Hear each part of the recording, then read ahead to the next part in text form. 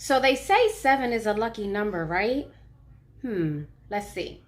So in total, I have 3 sevens in my birth date. So that has to be kind of lucky, right? Maybe. And then I have 7 things on my list that actually irk my soul. You want to hear more about it? Stay tuned. What up, YouTube? It's your girl Bambi, and I am back with another video. And as you can probably already tell by the title of this video, today I am going to be sharing with you those 7 things that irk my soul, that get on my nerves, that I cannot stand. I'm going to share them all with you. And let me give you this little bit of tidbit, okay? So originally, I was thinking, hey, let me just go ahead and fire off those 10 things that really get on my last nerves, right? My pet peeves. But then I struggled with coming up with my list. You know, had this been a couple of years back, 10 things plus some, no problems, right? So attest the smaller list to my growth, all right? So we're gonna rock out with 7. I'm gonna give you 7. You guys are gonna enjoy those 7, and then we're gonna move on, all right? But before we get into today's list, I'm gonna need for you to subscribe to the channel, okay? Hit that notification bell so that you can stay connected, aware, informed, and get notified every time I upload another lit-ass video. And so, without further ado, let's get into today's video. Hey!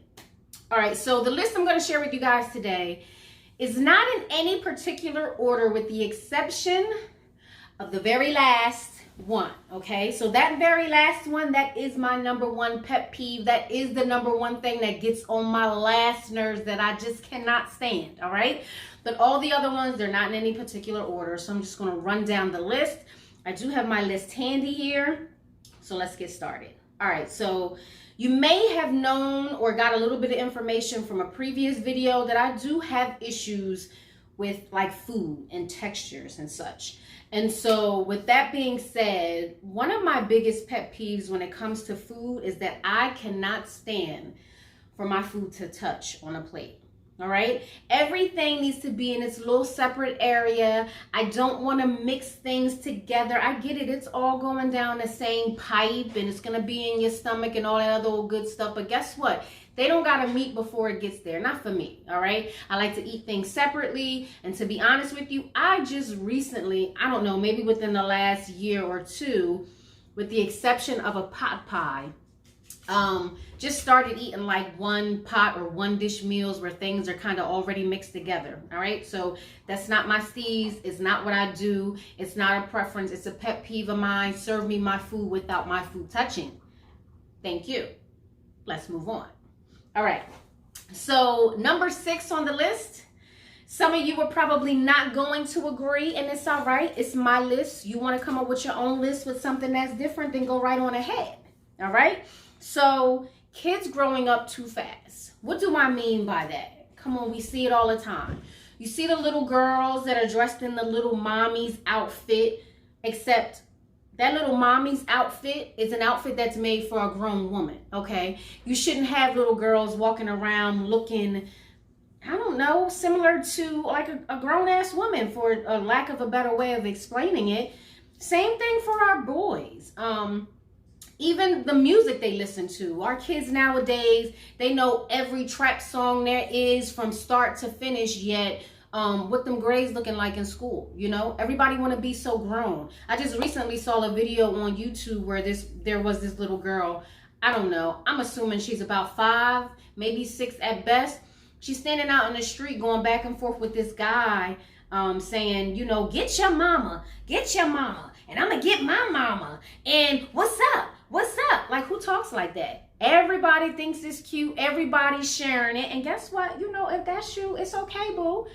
I just think it sucks. I just think it's a shame that that's something that we're glorifying and we think it's cute. I don't think it's cute. Stay in a little girl's place. Stay in a little boy's place. First of all, you shouldn't be in a man's face at all anyway. So although I get that that was that was supposed to be like a cute banter going back and forth, I didn't like it. Our kids grow up too fast. Allow them to be kids. Allow them to go outside and play. Put the electronics down. Get off of the internet. Stop trying to be, you know, what your daddy is or what you see your mom doing. I get it. We're role models and all that other stuff, but that doesn't mean that you should reinforce it by buying them the same exact stuff that you have. Allow your kids to be kids. All right. Number 5, sticky menus. Now, here's the thing. I'm no bougie chick, okay? So I can go into any other restaurant that's not a 5-star, that's not a 4-star. I'm not trying to bank the bank. That's not what I was trying to say. I'm not trying to break the bank in order to have a decent meal. So, you know, you can go out to a restaurant and for whatever reason, the menus are sticky. I cannot stand touching a sticky menu. Listen, I don't even need to open the menu up if what is inside the menu is all smeared on the outside and it's feeling sticky. And listen, get a clean washcloth, wipe them all down, and then dry them off. Don't stack them on top of each other so that they don't dry and you handing somebody a wet, sticky menu. Like that's not cute. That doesn't build up my appetite. It kind of like turns my stomach. So yeah, sticky menus, they're number 5 on the list. Moving right along.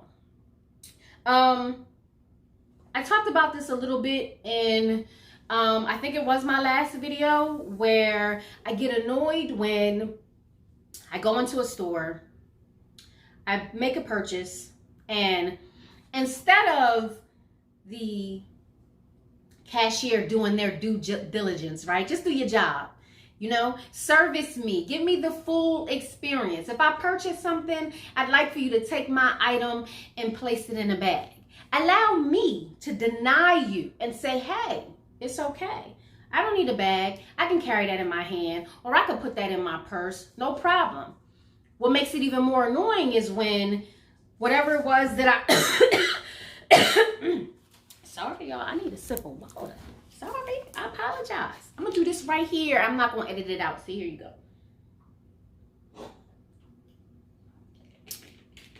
Drink your water. Dasani need to sponsor me. Anyway. So, give me the opportunity to deny you. Like I was saying, I could have a large item that really should go in a bag, or it could be an item that's discreet. I don't need you to ask me, do I need a bag? Yes, it frustrates me and pisses me off when you ask me, do I need a bag? I do need one. I want one. I want to look like I'm a paying customer when I walk out this door. So, yeah, give me a bag. And that's going to be the end of that. Moving right along. Number 3. So this one, stems back from, I want to say maybe the early 90s, maybe mid 90s, like 94, 95. For whatever reason, Wrigley's decided that they wanted to create a new flavored gum. And so, what flavor was that, might you ask? Winter Fresh. I cannot stand, yes, take a moment to count how many times I've said I cannot stand in this video thus far. Anyway, I cannot stand any time I see a person that is chewing that light blue Winter Fresh gum. What's the issue with it? It tastes like toothpaste. It's not even good. Like, what was Wrigley's thinking? Like, who sat in that boardroom that day and said, yes, we want to create a toothpaste, not a toothpaste, that's what the hell they did basically, but we want to create a gum that tastes just like toothpaste. Everybody's going to want to eat this. No. No. Go back to the drawing board with that. Winter Fresh is nasty.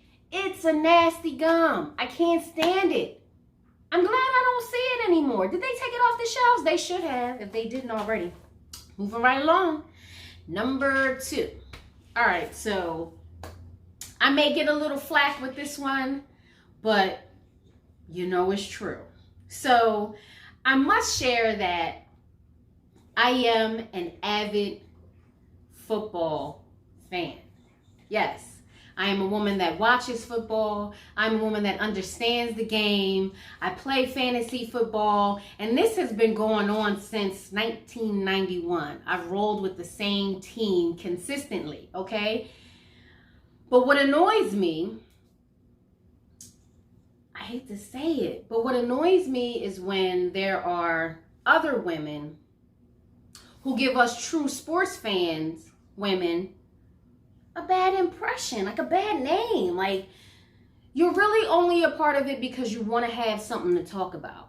You know, you want to be a part of the banter that goes back and forth on social media, or just, you know, in the know. This is my squad, or, you know, this is my boyfriend's team, so I'm repping his team. And yeah, you know, that's kind of how we do. That like really annoys me. If you're gonna, you know, feel like you want to root for a team, you want to be a part of it, learn the damn game. Learn the game, whatever sport it is. I would never sit here and BS and say, oh yeah, I'm a sports fanatic for all sports. I watch all sports. I follow all sports. No, I don't do that.